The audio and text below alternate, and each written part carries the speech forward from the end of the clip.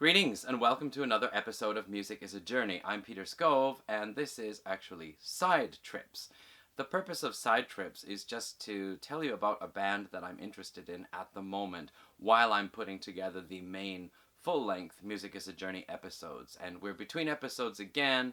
I'm into another band right now, so we're going to do Side Trips. This is our fourth installment of Side Trips and today's band is Virgin Steele. You can see over here. Now Virgin Steele is essentially an American heavy metal band, sometimes in the power metal territory, sometimes slightly progressive as well. The band originally formed in New York back in the early 80s with Jack Starr on guitar. They also had Kelly Nichols on bass, who was soon replaced by Joe O'Reilly, and Joey Avaznian on drums. They were looking for a vocalist and they went through about 40 people before finally it was suggested through a friend of a friend to check out David DeFay.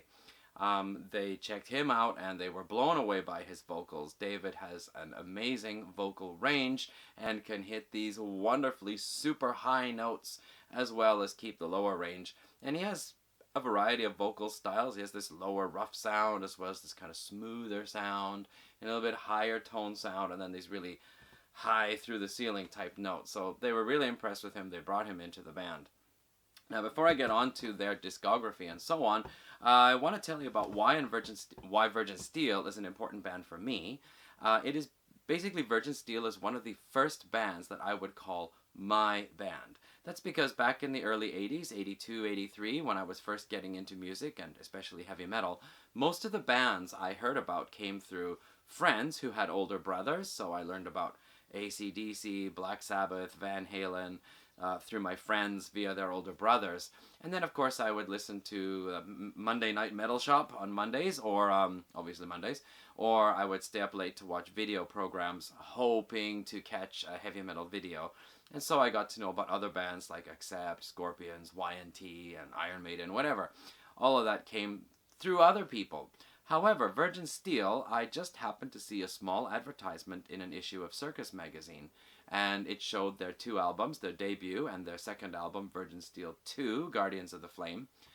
And there was a small blurb that said, some reviewer had said, Virgin Steele 1 was the album Judas Priest should have made. That immediately caught my attention because I was a big Judas Priest fan at the time, and so I thought I have to check out this band.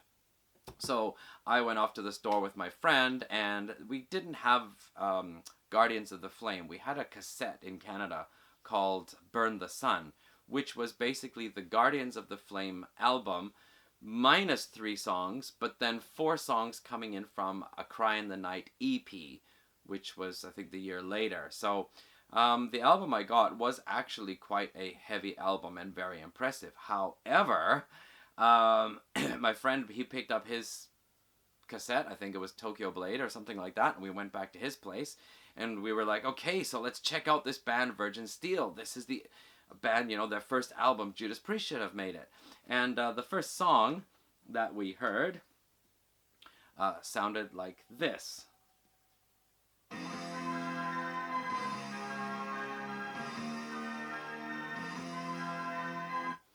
Wow. Well, yeah, there are guitars, but the thing that struck us was, listen to those keyboards! Holy smokes! Well, my friend started laughing because back in that time, 1984, keyboards in metal was still kind of a dirty thing, a dirty word. Of course, I've gotten over my phobia of keyboards a long time ago, but at that time it was like metal and keyboards, that's just pop. That's not metal. So, my friend was laughing, and I said, well, anyway, that's just the opening track, so let's listen to the next track. Now, on Burn the Sun, that kind of compilation cassette, the next track was this one.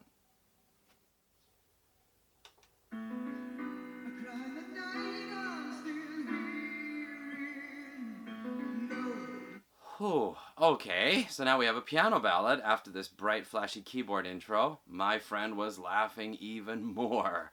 All right. So that's a ballad, right? I mean, every album has to have a ballad on somewhere, right? Let's listen to the third track. That's got to be where the action is.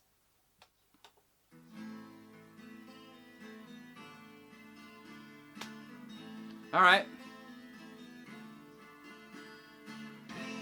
And now we have an acoustic track. Okay, so bright flashy keyboards, piano ballad, acoustic track. This is a band whose first album Judas Priest should have made? I don't think so. My friend was doubled over laughing because I apparently just wasted my hard-earned money on a really crappy album. Alright, so anyway, we plugged in his cassette and that was fine, great stuff. But I was not to be outdone. I took my Virgin Steele cassette home and I listened to it front to back. And you know what? It is actually quite a rocking album, that one, Burn the Sun. And if you get Guardians of the Flame, as I have here, the 1998 re-release, and also there's a 2018 reissue as well, it includes the entire Guardians of the Flame Virgin Steele 2 album, plus the 4 bonus tracks from A Cry in the Night. As well, there's some additional material. On this one here, there is a band interview and a live track. Kind of a bluesy one, not really all that interesting. The interview is pretty cool, though. So, anyway, there, I got into Virgin Steele. Burn the Sun was great. I went out and bought the debut album on cassette. Virgin Steele was a band that I liked, and I found out by myself, and nobody else was listening to them. So that's why Virgin Steele is kind of important to me. Okay, then later on the third album came out, Noble Savage, and at that point Jack Starr had left the band and a new guitarist, Ed Persino, came in, and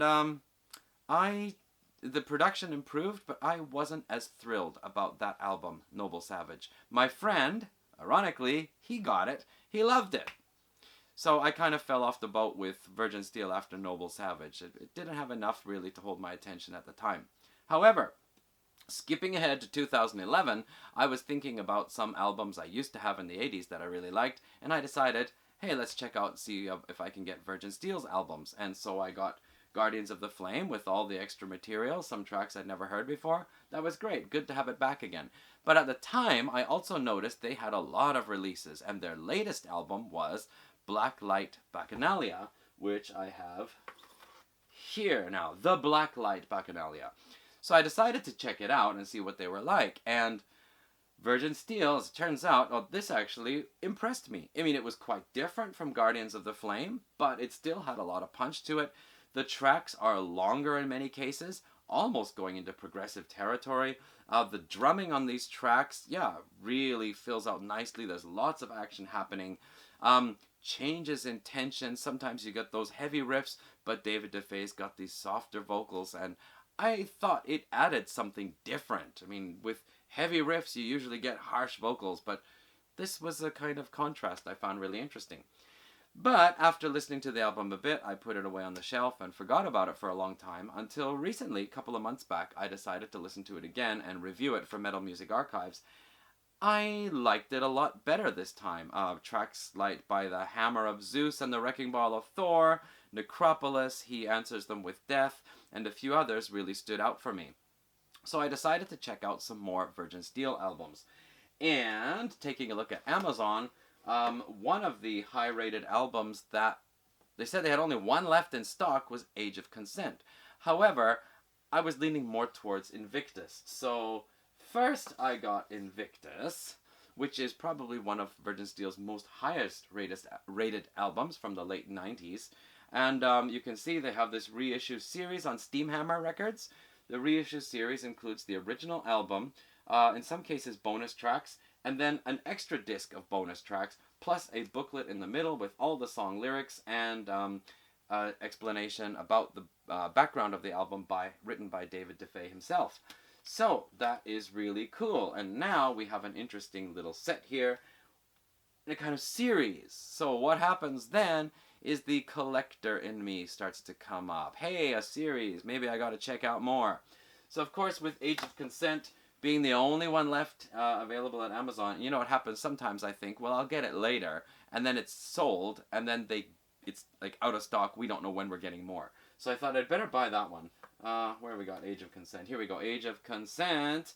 So again, now we have the original album. There are bonus tracks. There's a second disc. There's a booklet inside. Hey, this is a pretty cool package. Age of Consent actually came out around 1988. After Noble Savage, it was Virgin Steele's fourth album. And it's a mixed bag. We have Virgin Steele, like with Noble Savage too, actually, and even Guardians of the Flame and so on. they have their kind of power metal, their longer compositions, their swords and, fight, whatever kind of stories. But there's also a fair bit of more hair metal type, a little more pop metal type tracks on here. And once all the bonus tracks are considered, this is really a mixed bag. So depending on your preference, I kind of like them more for their power metal, traditional metal sound. The hair metal stuff, it's kind of okay, but there are other bands that I like who I think do it better. But anyway, Age of Consent, I got that. And then it's just, well, okay, you have Age of Consent, so that means you have to get their other classic albums such as The Marriage of Heaven and Hell, Parts 1 and 2. Both albums originally released separately, together in one package with a booklet. Hooray. And then, of course, that means you also have to get The House of Atreus, Act 1 and Act 2. And just so you know, Act 2 is actually split into Parts 1 and 2. So, in total, we have 3 freaking discs in here. As you can see, just going out and buying a few Virgin Steele albums has ended up with me adding about 10 extra discs, individual discs, to my collection.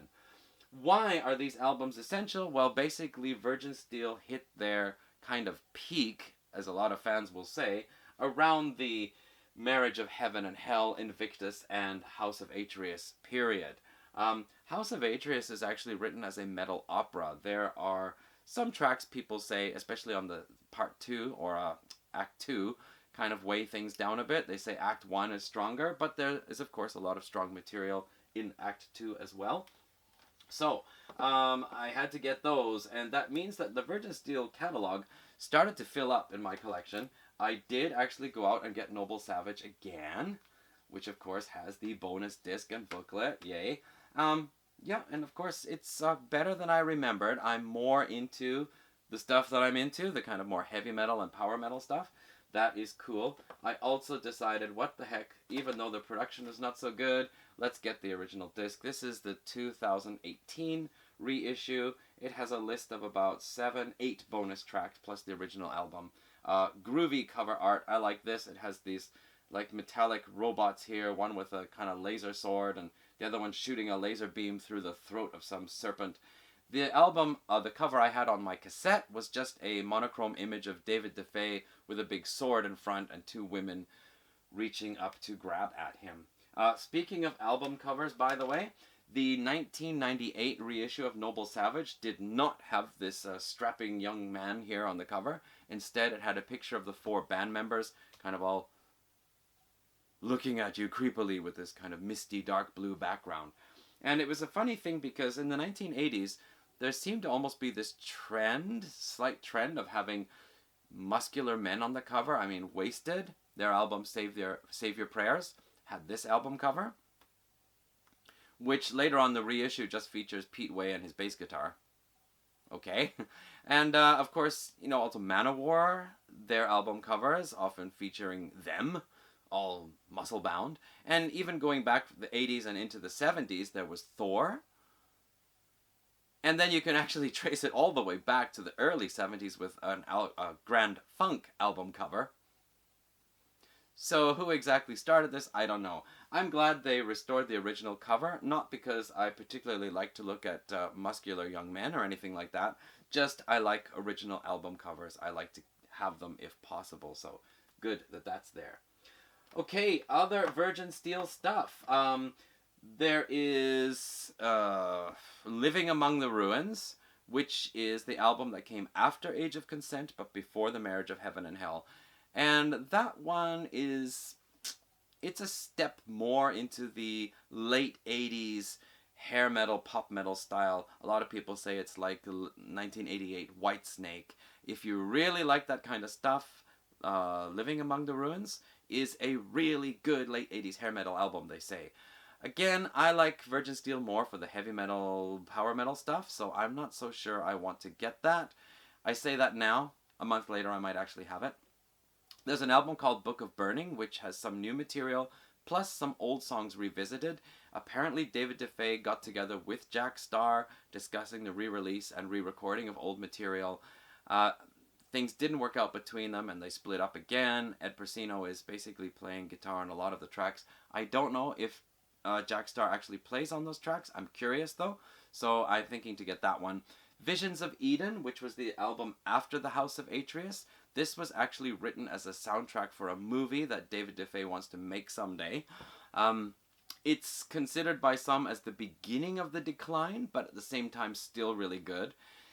And then after that, there's a long break before the Blacklight Bacchanale, I think. They do also have a few other more recent albums, but I've heard not so favorable reviews. And actually, if you want a really good perspective of Virgin Steele's career, there is a video on YouTube. It's about 1 hour and 17 minutes long. It's by Downfall Network. That's the YouTube channel, Downfall Network. And the guy who does it is a really big Virgin Steele fan. He has all the albums, so he can give you his honest opinion about each one, tell you which songs are just going to blow you through the roof, and which songs it's like, what the were you guys thinking, you know? So it's a very honest video. It's an entertaining video. If you don't mind hearing the band slagged a bit, or David Dufay being raked across the coals from time to time, it's fine though, because he is also praising the band, praising the musicians at the same time. So very interesting video to tell you all about Virgin Steele Retrospective by the Downfall Network on YouTube. As for me, I'm basically wrapping it up here. Visions of Eden is on order. I will look into get Book of Burning, and I think I'm basically going to shut it down there, unless I somehow get roped into Living Among the Ruins, but I don't know. Anyway, for now, I'm listening to Virgin Steele again. I've got so much new material to listen to with all these bonus discs. I'm enjoying it. It's cool to be back into one of the bands that I really like listening to way back in 84, 85. So that's it. And that's what Side Trips is all about, a short introduction to a band I'm really into. Probably I made this a little bit longer than necessary. It's time for me to get back to the regular episodes. I've got another full-length episode of Music is a Journey, episode 19, in the works. We'll be back with that later on. For now, thank you for watching. If you're interested, do check out Virgin Steele. There are videos all over YouTube. Okay, catch you again next time. Bye.